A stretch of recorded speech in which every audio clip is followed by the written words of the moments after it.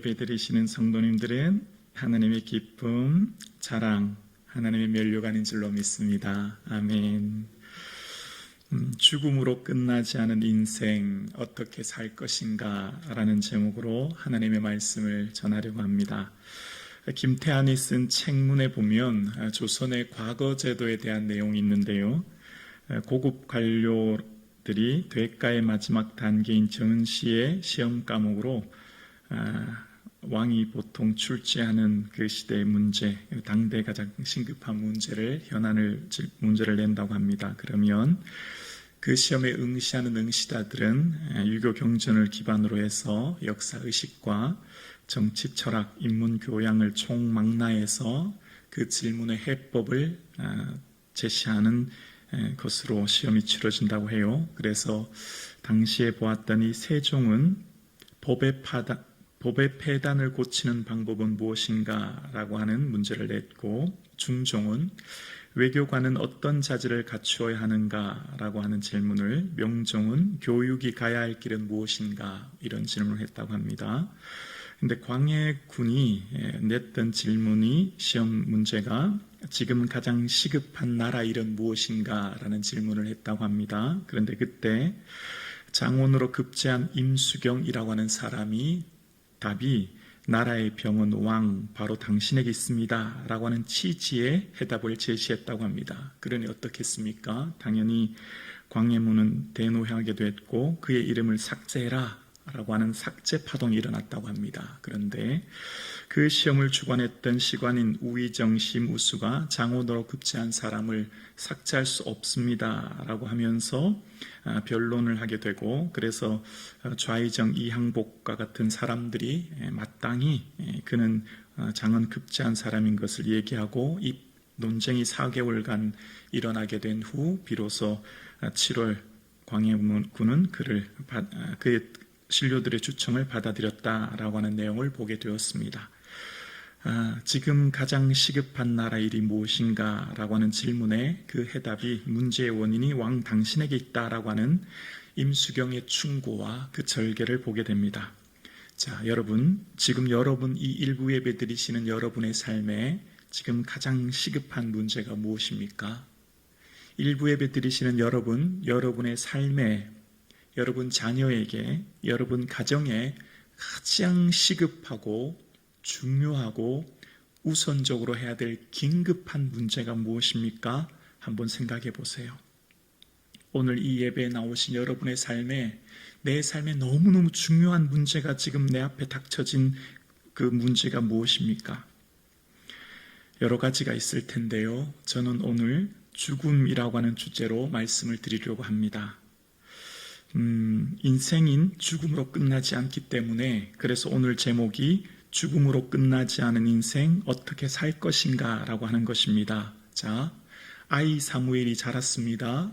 그리고 그 아이 사무엘이 장년이 되었고 어느새 오늘 본문에 늙었습니다. 그리고 이제 시간이 흘러 25장에 가면 사무엘이 죽음에 라고 이야기합니다. 그래서 저는 우리 인생의 가장 시급한 문제를 죽음을 어떻게 준비할 것인가 라는 것으로 말씀을 드리려고 합니다. 왜냐하면 죽음은 그 어느 누구도 피할 수 없기 때문입니다. 물론 저도 죽음을 경험하지 않았습니다. 그리고 죽음에 대한 사후 세계나 사후 경험에 대한 많은 책들이 서점에 있더라고요. 그런데 그런 것들은 모두 한계가 있는 것이고, 가장 정확한 성경에서 말하는 죽음과 그 이후의 삶에 대해서 함께 생각해 보려고 합니다. 여러분, 이 세상을 사는 사람들은 웬만하면 죽음을 좀 언급하고 싶지 않아요. 좀 생각하고 싶지 않고요. 좀 피하고 싶습니다. 그래서 지금 현재의 삶을 즐겨라, 현재의 삶을 누려라 라는 포커스로 맞춰져 있죠. 그러나 여러분, 죽음은 누구나 예외가 없습니다. 나는 절대 죽지 않을 것이다 라고 생각하시는 분은 아무도 없습니다. 그러나 나는 곧 죽는다, 죽음이 내 앞에 있다라고 생각하면서 죽음을 준비하며 사는 사람은 극히 작다 생각합니다. 여러분, 우리가 미래에 일어날 예기치 못할 일들을 대비하기 위해서 보험이란 걸 들지 않습니까? 혹시 내 몸에 질병으로 인해 어려움을 당할까 싶어서 무슨 암보험을 또 화재 보험을, 여러분 우리가 늘 타고 다닌 자동차도 자동차 보험 들지 않습니까? 미래에 일어날 혹시 모를 일들을 대비하면서 그런 것들을 듭니다. 보험 들면서 불쾌하게 생각하면서 아깝다고 생각하는 사람 그렇게 많지 않지 않습니까? 그런데 내 죽음에 대해서 대비하고 준비하는 사람은 극히 소수다 생각합니다.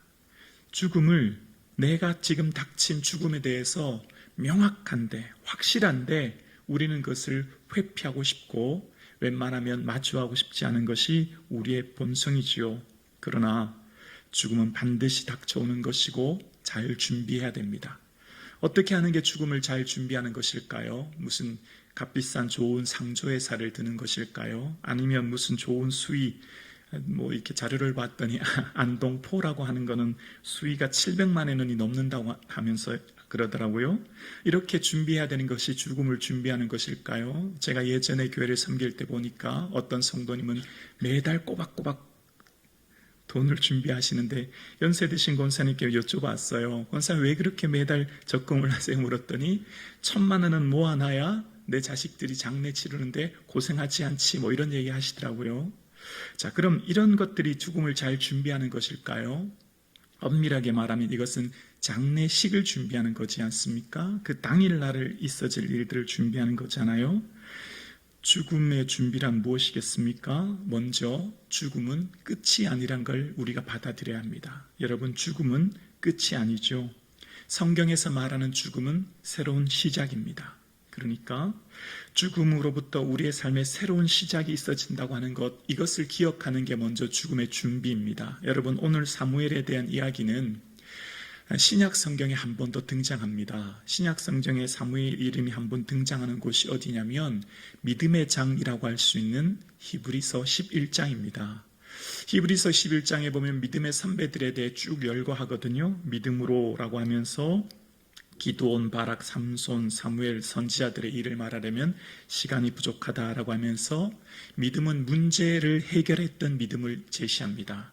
전쟁에서 승리하게 하고 다니엘처럼 사자의 입을 막기도 하고 용감하게 되게 하는, 이 땅에서 어떤 문제를 푸는 것이 믿음이었다는 걸 소개하면서 또 하나 믿음을 소개하면서 어떤 것을 얘기하냐면 믿음으로 박해를 받지만 순교의 길까지 갔다라고 하는 사람들을 소개합니다. 그래서 어떤 이들은 조롱과 채찍질 뿐 아니라 칼로 죽임을 당하고 이런 이야기를 하면서 믿음에 대해서 소개합니다. 그러니까 이 세상을 살아가는데 가장 중요한 것은 생명입니다. 생명보다 더 중요한 것 이 땅에 아무것도 없습니다. 내 생명보다 소중한 것, 이 세상의 그 무엇보다도 소중한 생명보다 어떤 것도 대체할 수 없지요. 그런데 히브리서 11장에 사무엘과 함께 믿음의 사람들을 소개할 때 칼에 죽임을 당하고 라고 하는 건 뭘 말하는 겁니까?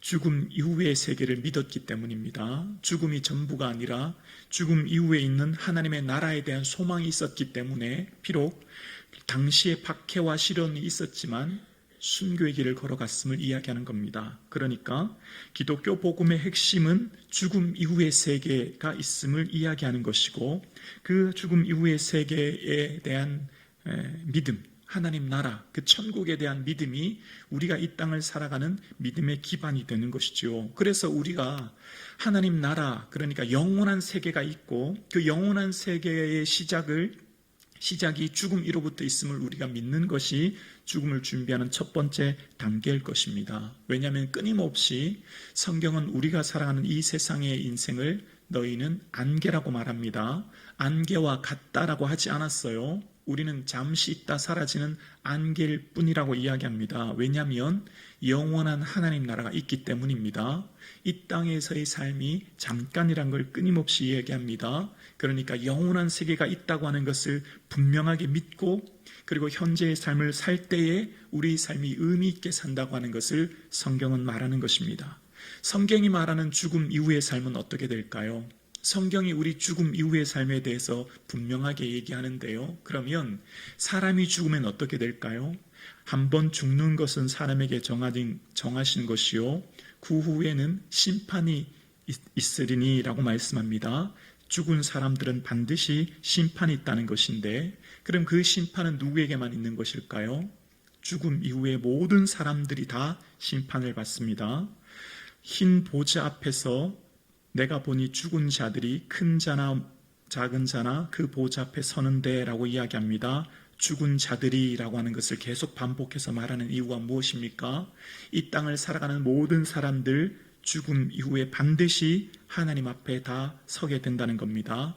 그럼 여기서 한번 생각해 볼게요. 인생의 가장 큰 문제는 뭐죠? 영혼을 준비하며 살지 못하는 데 문제가 있는 것입니다. 죽음은 결코 끝이 아닙니다.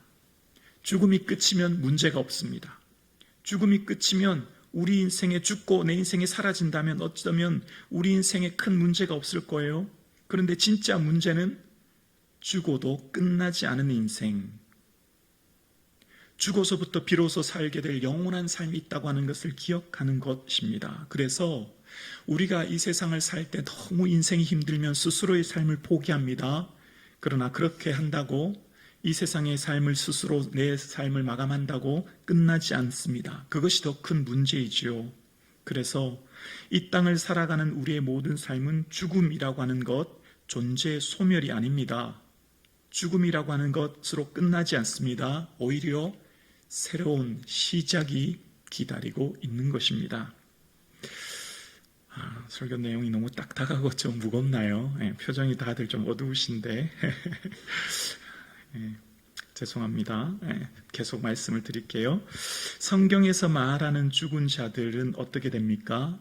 죽은 사람들은 모든 사람 한 명도 예외 없이 다 하나님 앞에 반드시 서게 되어 있습니다. 그래서 예수님께서 인자가 천사들과 함께 올 때에 영광의 보좌에 앉으리니 라고 하면서 모든 민족을 자기 앞에 모으고 라고 이야기합니다. 모든 민족, 모든 백성, 모든 사람들이 주님 앞에 서게 되고 양과 염소를 구분하듯이 양은 오른편에 염소는 왼편에 영벌과 영생으로 나뉘어진다 분명히 말씀하고 계십니다. 그래서 조금 더 깊이 들어가면 예수님께서는 영벌과 영생에 대해서 이야기하시는 것이 있습니다.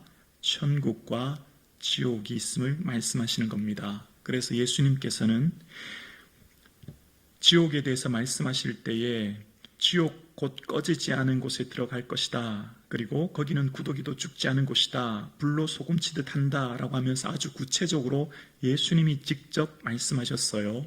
그러니까 이 세상을 사는 사람들이 아무리 어떤 논리를 펴고 고집을 피우고 우겨서 야 그런 게 어디 있냐, 그런 거 없어, 지옥 웃기지 말라 그래, 천국 웃기지 말라 그래 라고 하면서 이 세상에 사는 모든 사람들이 대한민국에 사는 5,100만이 국민투표를 붙여서 헌법에 기록한다고 해도 천국과 지옥은 반드시 있습니다. 80억 인구 모든 수많은 사람들이 부정하고 없다고 말해도 분명히 천국과 지옥은 있습니다. 여러분, 없다고 막상 부인하다가 죽었는데 천국과 지옥이 있다면, 만약 지옥의 문 앞에 서 있다면 그 인생이 얼마나 절망적이겠습니까? 여러분, 천국도 주님이 말씀하셨어요. 눈물이 없고 애통하는 것이 없고 아픈 것이 없고 저주가 다시 없다고요.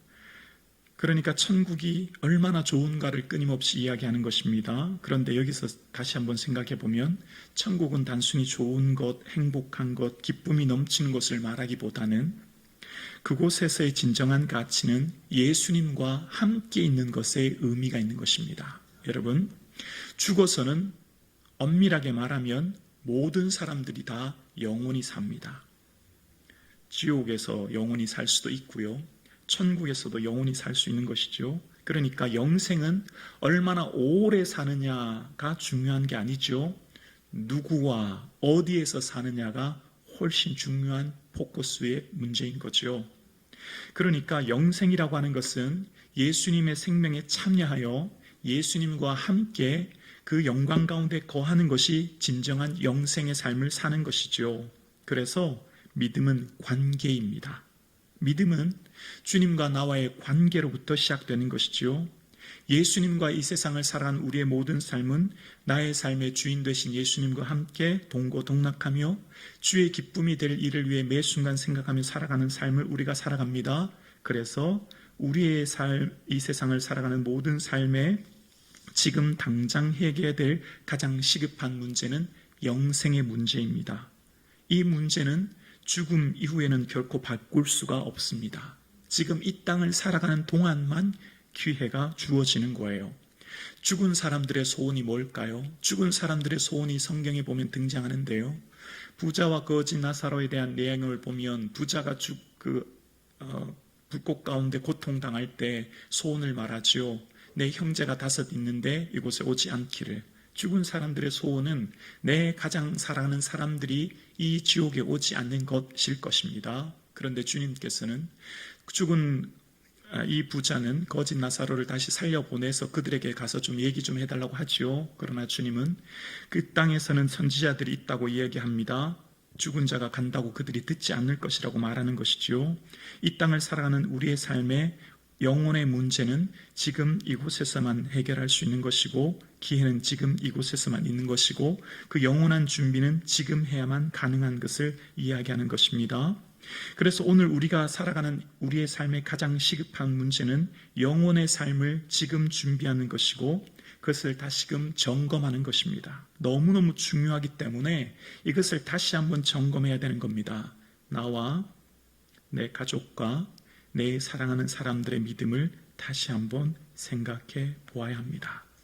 지금이 가장 중요한 기회이고 지금 이것보다 더 시급한 문제는 없기 때문입니다. 오늘 예배하는 저와 여러분의 삶에 우리의 삶의 영혼을 결정하는 지금 오늘 이 순간 예수 그리스도를 나의 삶의 주인 삼고 주님과 함께 살아가는 삶, 그래서 나의 삶의 보배는 예수 그리스도요, 나의 삶의 자랑은 예수 그리스도이며 내 삶의 모든 목적이 예수 그리스도를 위해 살아가는 삶이 이후에 하나님 앞에 섰을 때에 자랑할 것이 있는 삶이 될 줄로 우리는 믿습니다. 그리스도의 날에 내가 자랑할 것이 있기 위함이다 라고 했던 사도 바울의 고백처럼 우리는 언젠가 주님 앞에 서게 될 것이고, 그때의 요한계시록의 말씀처럼 내게 줄 상이 각 사람에게 있어 그 행한 대로 갚아주리라 말씀하셨던 것처럼 우리의 삶은 이 땅에서의 주님께서 상 주실 줄을 바라보는 것입니다. 믿음의 속성은 하나님이 계신 것과 함께 우리에게 상 주실 일을 바라보는 것이 믿음의 속성이죠. 이 땅을 살아가는 우리의 모든 삶은 결코 우리의 삶이 헛되고 사라지는 삶이 아니라 주님이 기억하는 삶인 것을 우리는 오늘도 바라보며 이 세상을 살아갑니다. 그래서 이 세상의 우리의 모든 삶은 이미 구원 얻은 자로서 예수 그리스도를 주로 고백함으로 주와 함께 살아가는 삶의 열매와 삶의 변화가 나타나므로 주를 기쁘시게 하는 삶을 살아가는 것이죠. 우리는 행위 구원이 아닙니다. 공로주의가 아니에요. 행위로 구원하는 것 결코 아닙니다. 그러나 구원 얻었기 때문에 그 구원 얻은 삶의 열매는 삶의 모습으로 반드시 드러나게 되어 있죠. 알레 그라이더의 회심의 변질이란 책에 보면 초대교회는 4세기까지 전도를 하지 않았다고 합니다. 대중 전도가 없었다는 겁니다. 그럼에도 불구하고 교회가 부흥한 이유에 대해서 그는 이렇게 얘기합니다. 초대교회는 세례 교육을 2년에서 3년, 길게는 4년까지 교육했는데 그것은 중심에는 거듭남이었다는 겁니다. 그런데 그 거듭남은 지식적인 교리의 가르침이 아니라 삶의 변화를 살폈다는 겁니다. 삶이 변화되는 것을 보고 그 행동의 변화에 따라 이후에 세례를 주었다는 것이죠. 예수 믿으면 변하게 되어 있습니다. 천국을 믿는다면 반드시 천국을 준비하게 되어 있습니다. 우리의 삶이 예수 그리스도를 주로 고백했다면 반드시 삶은 변화되어 있는 것이죠. 우리의 삶에 하나님의 거룩한 자녀가 되었으면 그 영원한 천국을 바라본다면 이 땅에서의 삶이 반드시 준비하며 살게 되어 있는 것이죠.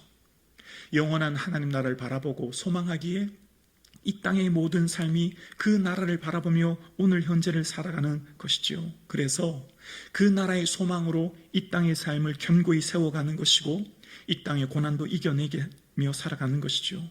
그래서 믿음은 관계입니다. 지금 예수님과 관계없는 삶을 살아간다면 아무리 내 힘으로 노력하고 애쓰고 살아도 천국에서 주님 앞에 섰을 때 절망할 수밖에 없을 것입니다. 우리는 지금 이곳에서 주님과 함께 걷고 마시고 즐거워하며 주님의 기쁨을 위해 매 순간 주와 함께 동행하는 삶을 살아가는 거예요. 이곳에서 예수님이 필요하지 않다면 천국에서 굳이 예수님이 필요할까요?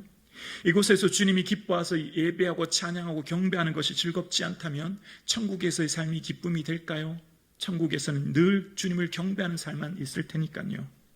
여러분, 우리는 노년을 잘 준비해야 됩니다. 건강과 재물을 준비해야 되지요. 노후 준비를 잘해야 됩니다. 그러나 성도의 삶에 있어서 더 중요한 것은 죽음의 준비입니다. 이것보다 더 중요한 것은 없습니다.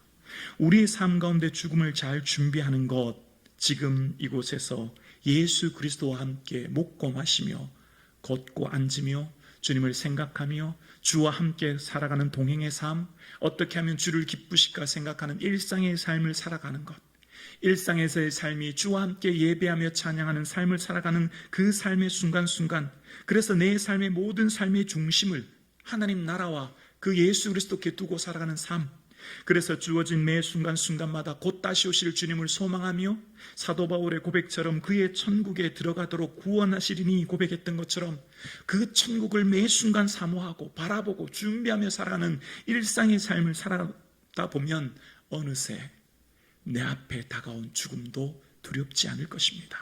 어느새 내 앞에 다가온 그 죽음의 마지막 호흡의 순간에 우리는 두려움이 아니라 소망으로, 감격과 기쁨으로 그 나라를 맞이할 줄로 우리는 믿습니다.